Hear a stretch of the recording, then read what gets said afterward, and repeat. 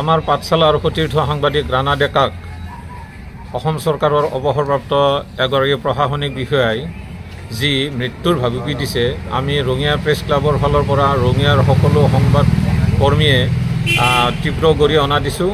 এনেকুৱা মানসিকতাৰ লোকক চৰকাৰে কঠোৰতম শাস্তি দিব লাগে। সকলোতকৈ ভয়ানক কথাটো হ'ল যে শিশুৰ গাত ভগৱান থকা বুলি সকলোৱে কয়।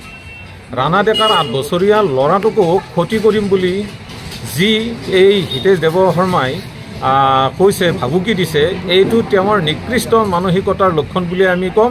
আৰু এনেকুৱা নিকৃষ্ট মানসিকতাৰ লক্ষণ থকা মানুহক চৰকাৰে কঠোৰ পদক্ষেপ ল'ব বুলি আমি আশা ৰাখিছোঁ আৰু অনতিপলমে এই ক্ষেত্ৰত ব্যৱস্থা ল'ব বুলি আমি গভীৰ আশাৰে বাট চালোঁ।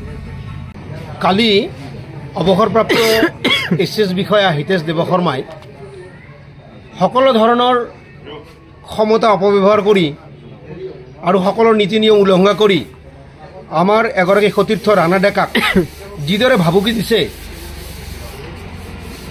সেই কাৰ্যক গৰিহণা দিয়াৰ ভাষা আমাৰ নাই। আমি তেওঁক অত্যন্ত কঠোৰভাৱে গৰিহণা দিছোঁ আৰু সকীয়াই দিছোঁ, ভৱিষ্যতে যাতে কোনো সাংবাদিকৰ ওপৰত তেওঁ এনেধৰণৰ মন্তব্য নকৰে। আৰু অকল সেয়াই নহয়, তেওঁ ৰাণা ডেকাক হত্যা কৰাৰ ভাবুকি দিছে আৰু তেওঁৰ কণমানি ফুলকমলীয়া পুত্ৰকো ধ্বংস কৰাৰ বা তেওঁক নিক্ষেপ কৰাৰ ভাবুকি দিছে। এই ধৰণৰ গৰিহণাযোগ্য কামৰ আমি প্ৰত্যেক সাংবাদিকৰ লগত সকলো সংবাদ মাধ্যম, ৰঙিয়াৰ সকলো সংবাদ মাধ্যমৰ তৰফৰ পৰা তীব্ৰভাৱে গৰিহণা দিছোঁ।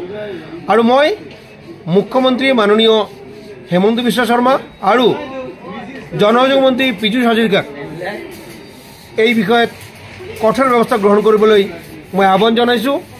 আৰু তেওঁৰ পুত্ৰৰ বলত বলিয়ান হৈ যি ধৰণে কালি যি মন্তব্য কৰিছে, ভৱিষ্যতে সেই মন্তব্য কৰাৰ পৰা বিৰত থাকিবলৈ মই তেওঁক সকীয়াই দিছোঁ।